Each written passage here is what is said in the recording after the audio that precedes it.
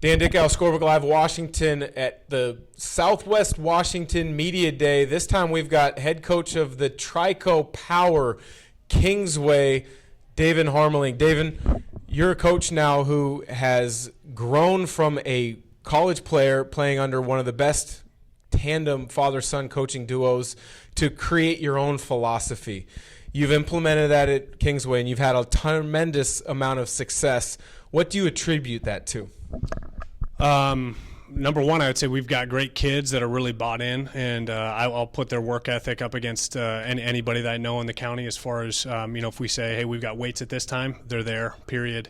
If we've got skills at whatever time, they're there, period. And so they put in a lot of work. So it really speaks to the guys we have on the team and just the culture that they've really built as far as being all in and completely invested, and that just obviously, as bleeds down to the younger kids. Many times in a smaller school, you rely upon a lot of multi-sport athletes. That's not any different at your school. You've got a number of guys that play football, and you're hoping to get that competitiveness in the football field to translate to the basketball. That hasn't been an issue at all for your program, has it? No, they, schools that know us know that we're outside of one or two kids, we're pretty undersized, and so I think a lot of kids that are in some of the smaller frames that we have would maybe shy away from playing football, but we have a lot of guys that are not afraid to compete and play physical, more physical than what their size would indicate.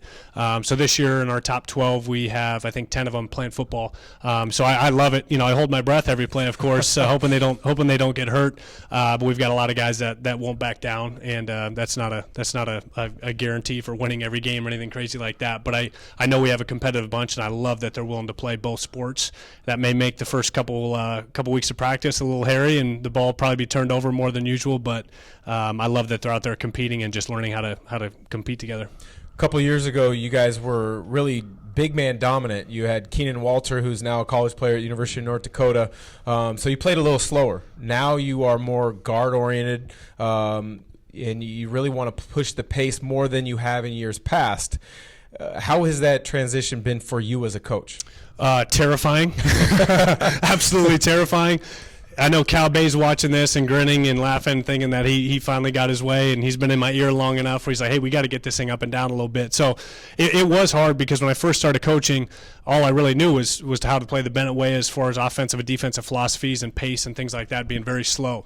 And after Keenan and Kyle and Arda and some of those bigger guys, Joey Mills, Skylar Freeman, some of those guys that we had that were staples in our program, when they graduated, it was kind of like, We've got some kids that are pretty quick, but we're small. I don't think we can afford to just let teams kind of pound it inside on us and play at that pace. So we had to it was hard for me to get outside of my comfort zone as a coach and network with other coaches that are more comfortable coaching an up and down game, and including people on my own staff.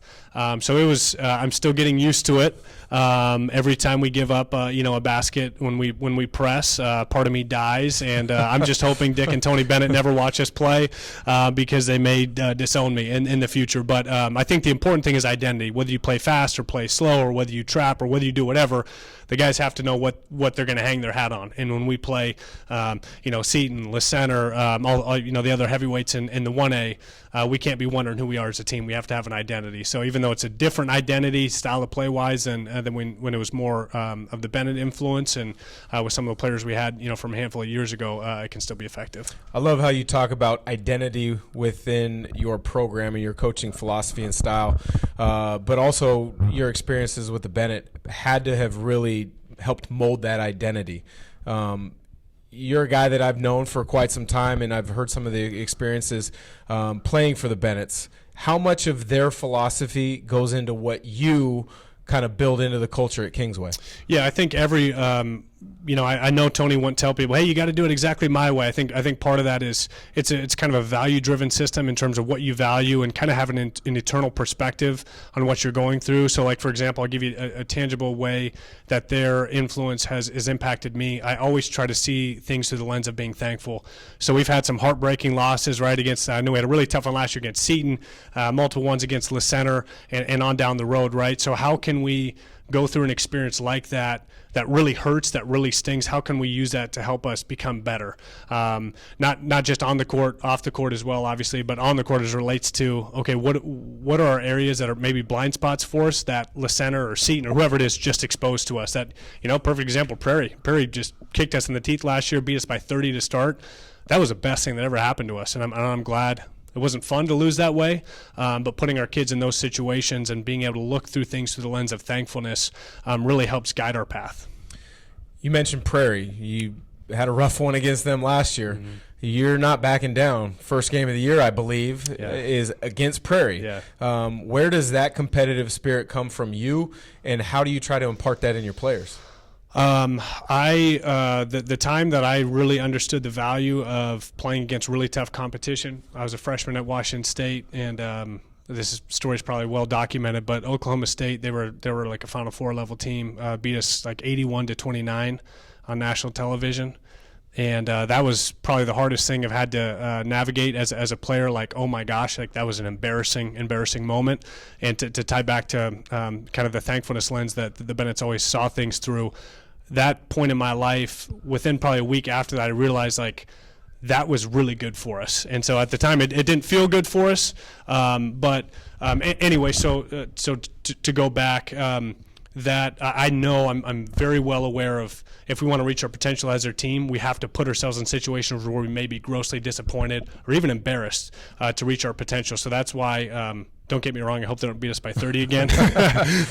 But they're very good, again, and Coach Brooks does a phenomenal job, so maybe that will happen. But I know that there's going to be value in scheduling that way, and so that will never change for us. You don't have maybe the one dominant player like you had in Keenan Walter a couple years ago, but you got some good players, in particular the Metz brothers, Bryson and Brady. Touch on the impact that they can have for you this year. Yeah, I think most of Southwest Washington and the league definitely knows about Bryson and Brady being brothers and them having a really strong relationship, which is really neat to see. Their abilities on the court, I think, are pretty well documented, but I think the neat thing about them is they really help drive the culture of our program in terms of their work ethic, what they're like as teammates, how they communicate with their teammates. So they're just phenomenal young men, and Bryson gets a lot of attention, and rightfully so for his abilities. But Brady, as far as a shooter and competitor and guy that you're going to win or lose a game with and just ride with him, I mean, he's up there with anybody I'd pick in the county. There's some other guys that have played really significant roles and are going to have really big senior years for us. I think of Gage Koonders and Kobe Kaysen. Kobe's probably one of the more versatile players in the county in terms of being able to play and guard multiple positions, and he brings us an element of physical toughness that probably nobody else has really on our team, and so he's bailed us out defensively against some of the premier players we've gone against. And also want to mention Kai Butterworth as a new player for us this year. His dad's our AD. Would have been at Kingsway as a freshman, moved to Indiana kind of last minute, and now they're back here in the county, and so I'm excited about him. And fellas, if I left you off, I love you, but I can't. I don't have time to talk about everybody now. So one of the amazing things about coaching at a small school like yours, that's a private school, is you have the ability to impact kids, not just on the basketball court, but in their life. You have the ability to teach through the game of basketball.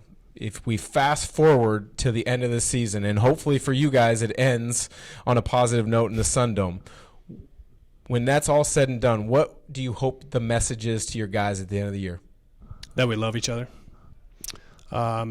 Those guys, I know, like I'm getting kind of emotional thinking about that, because I know how much I care about those guys, and I know how much they love each other, and I want them to know that they have brothers and friends for the rest of their life. That was the experience I had at Washington State, being there.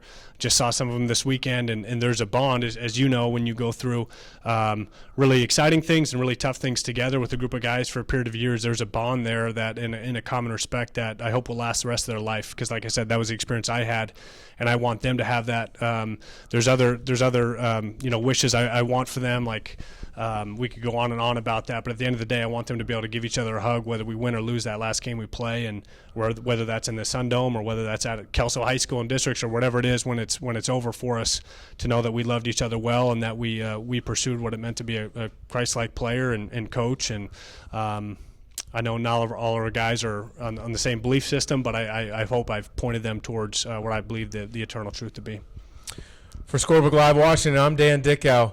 That's Daven Harmeling from Kingsway, hoping to lead his ball club to a successful season on and off the court.